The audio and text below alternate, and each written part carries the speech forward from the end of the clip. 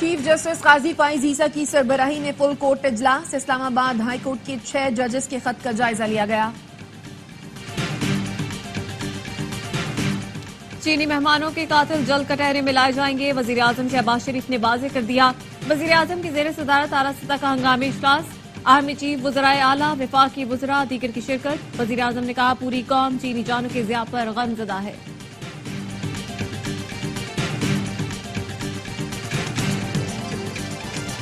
اور آخری دم تک دہشت گردی کا مقابلہ کریں گے اور پوری قوت سے کریں گے، army chief general Asim Munir کا ملک دشمنوں کو 2 ٹوک پیغام، کہا ہم دہشت گردی سے اس وقت تک لڑیں گے جب تک ہر دہشت گرد کا خاتمہ نہیں ہو جاتا۔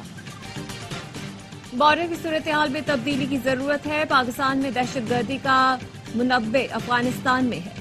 وزیر دفاع خواجہ آصف کا ٹویٹ، لکھا ہماری کوششوں کے باوجود کابل کوئی پیش رفت نہیں کر رہا، پاک افغان بارڈر پر بین الاقوامی قوانین اور روایت نافذ کرنا ہوگی، دہشت گردوں کی ٹریفکنگ ختم کرنا ہوگی۔ وزیر اطلاعات عطا طاہر نے کہا پاک چین دوستی کو نقصان پہنچانے کی سازش ناکام ہوگی، تمام اکائیاں وفاق کی شانہ بشانہ کھڑی ہیں، ایسے واقعات کی تحقیقات کے لیے JIT بنائی جائے گی۔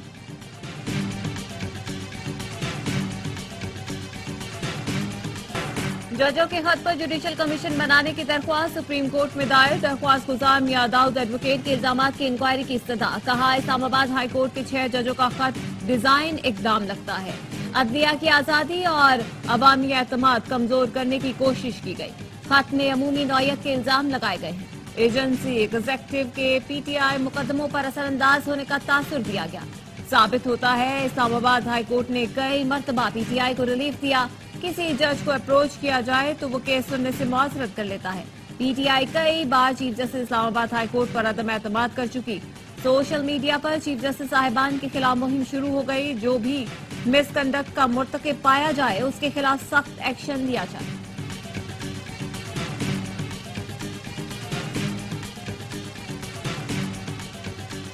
بار ایسوسی ایشنز ججوں کی حمایت میں آ گئی، عدالتی امور میں مداخلت پر تشویش کا اظہار، الزامات کی جوڈیشل انکوائری کا مطالبہ، سپریم کورٹ بار نے اعلامیے میں کہا ایسا عمل جو عدالتی امور اور ججز کی ذاتی زندگیوں میں مداخلت کے مترادف و قابل مذمت ہے، ججوں کے خدشات کو دور کیا جانا چاہیے۔ اسلام آباد بار کونسل، اسلام آباد بار ایسوسی ایشن اور اسلام آباد ہائی کورٹ بار ایسوسی ایشن نے مشترکہ اعلامیے میں کہا معاملے میں ملوث افراد کے خلاف قانونی کارروائی کی جائے، ہر غیر آئینی اقدام روکنے اور عدلیہ کی آزادی کی خاطر تحریک بھی چلانا پڑی تو دریغ نہیں کریں گے۔ سندھ ہائی کورٹ بار نے سپریم کورٹ کے 3 ججوں پر مشتمل جوڈیشل کمیشن تشکیل دینے کا مطالبہ کر دیا۔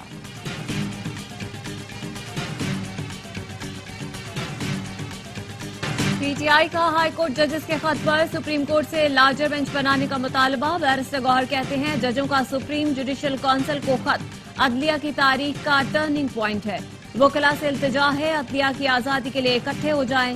عمر ایوب نے کہا ججز کا خط انتظامی امور پر چارج شیٹ ہے، واضح ہو گیا نشانہ صرف بانی PTI تھے۔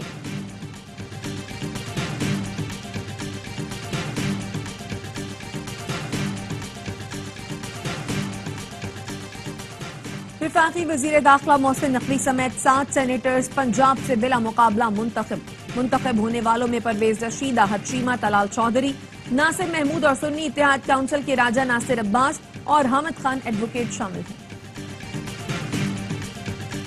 ہماری تو ایک سیٹ بنتی تھی، دوسری سیٹ کے حوالے سے کچھ آپشنز تھے شہری سندھ سے ہمارے پاس، کیونکہ ان کو کمٹمنٹ شاید پاکستان پیپلز پارٹی سے واڈا صاحب کو ہو گئی تھی، تو ہم نے ان کے باقی ووٹ پورے کرنے کی حامی بھری ہے۔ MKM کا سینٹ انتخابات میں فیصل وابڈا کو سپورٹ کرنے کا اعلان، خالد مقبول صدیقی نے کہا سینٹ میں ہماری ایک سیٹ بنتی تھی، سندھ میں بیلنس قائم رکھنے کے لیے فیصل وابڈا کی حمایت کی، فیصل وابڈا کو پیپلز پارٹی کی بھی حمایت ملی ہے، انہیں MKM میں شمولیت کی دعوت نہیں دی۔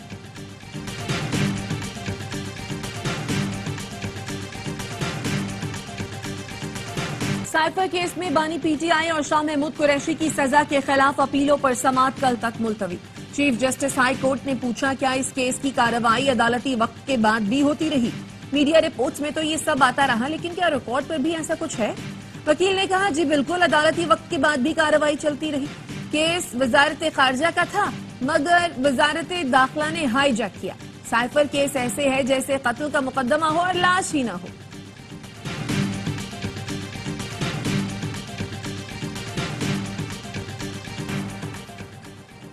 IMF کی شرائط پر عمل درآمد کا آغاز، گریڈ 20 سے 22 کے افسران اور ان کے رشتہ داروں کے اثاثوں کی چھان بین شروع۔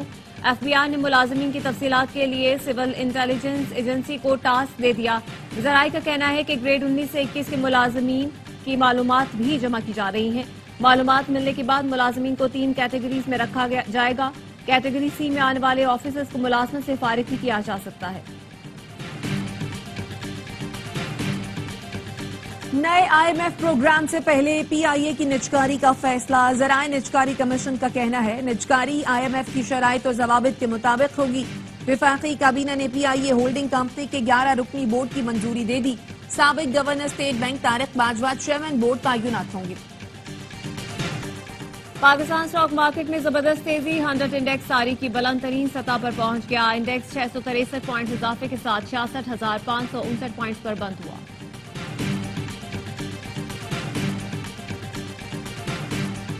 We always advise everyone that doing business with Iran runs the risk of touching upon and coming in contact with our sanctions, and would advise everyone to consider that very carefully. And as the Assistant Secretary made clear last week, we do not support this pipeline going forward. امریکہ پاک Iran gas pipe line منصوبے کے حق میں نہیں، ایران کے ساتھ کاروبار کرنے سے امریکی پابندیوں کا سامنا کرنا پڑ سکتا ہے۔ ترجمان امریکی محکمہ خارجہ میتھیو ملر کا پاکستان کو ایران کے ساتھ کسی معاہدے سے باز رہنے کا مشورہ۔ امریکہ نے پاکستان میں چینی انجینئرز پر دہشت گرد حملے کی مذمت کر دی، جانی نقصان پر افسوس کا اظہار۔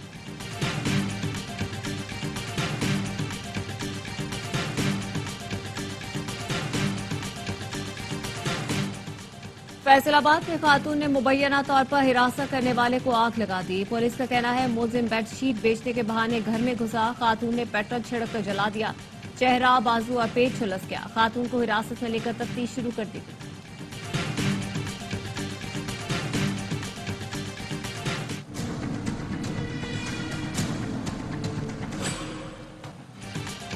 خیرپور میں لاپتہ بچوں کی لاشیں گھر کے صندوق سے ملی، جہاں بحق ہونے والوں میں 2 بہن بھائی اور ایک کزن شامل۔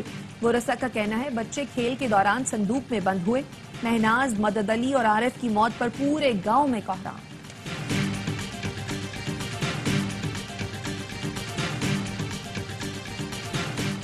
خانیوال میں 10 سال کا بچہ مبینہ زیادتی کے بعد قتل، عاطف گزشتہ شام سے لاپتہ ہوا۔ آج صبح گاؤں کے قریب ریت کے ٹیلے سے ہاتھ پاؤں بندھی لاش ملی۔ پولیس کے مطابق بچے کو زیادتی کے بعد قتل کیا گیا، جلد قاتل کو گرفتار کر لیں گے۔ کراچی میں ناردرن بائی پاس سے 2 لاشیں ملی، دونوں کو سر پر گولی مار کر قتل کیا گیا، آنکھوں پر پٹی اور ہاتھ بندھے ہوئے تھے۔ پولیس کے مطابق ایک کی شناخت ہو گئی، دوسرے کے لیے بائیو میٹرک کی مدد لی جا رہی ہے۔ جائے وقوع سے 9 mm کا ایک خول ملا ہے۔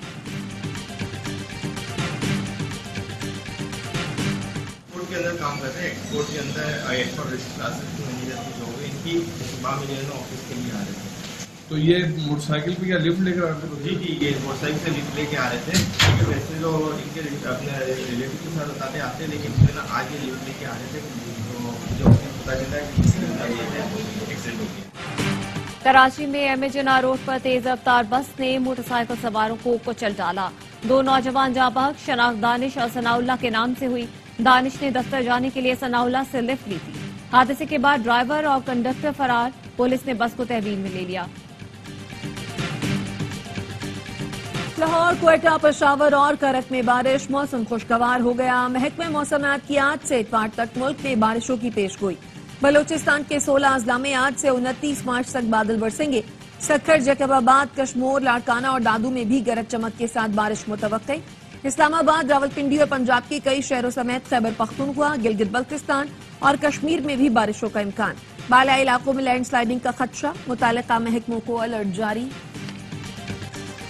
اسرائیل نے سلامتی کونسل کی جنگ بندی کی قرارداد کو رون ڈالا، شمالی غزہ پر حملے تیز کر دیے۔ مزید 81 فلسطینیوں نے جام شہادت نوش کیا۔ رفح میں گھر پر بمباری سے 9 بچوں سمیت 18 افراد شہید ہوئے۔ خان یونس میں 12 فلسطینیوں کی شہادتیں ہوئیں۔ خان یونس میں نصیر اسپتال کا محاصرہ، طبی عملے کو گرفتار کر لیا گیا۔ الشفا اسپتال میں بھی کشیدگی برقرار۔ اقوام متحدہ کی نمائندہ خصوصی نے انکشاف کیا ہے کہ اسرائیل غزہ کو تباہ کرنے کے لیے 2 جوہری بم کے برابر 25,000 ٹن بارود استعمال کر چکا ہے۔ اسرائیل کی درندگی بھی فلسطینیوں کے حوصلے نہ توڑ سکی. شمالی غزہ میں شہید کی گئی مسجد میں بھی اذان کی گونج. فلسطینی نوجوان کا کہنا ہے ہم روز یہاں آ کر اذان دیتے اور نماز ادا کرتے ہیں. غزہ بھر میں بھوک کے ڈیرے. بھوکے فلسطین خوبیزہ نامی جنگلی سبز پودے کھانے پر مجبور. اسرائیلی رکن پارلیمنٹ نے جارحیت بڑھانے کا مطالبہ کر دیا. بولے فلسطینیوں کو غزہ سے نکالنے کا یہ سنہری موقع ہے. یہ روزے رکھ رہے ہیں، کمزور ہیں، کھانے پینے کو کچھ نہیں، یہ ہمارا مقابلہ نہیں کر سکیں گے.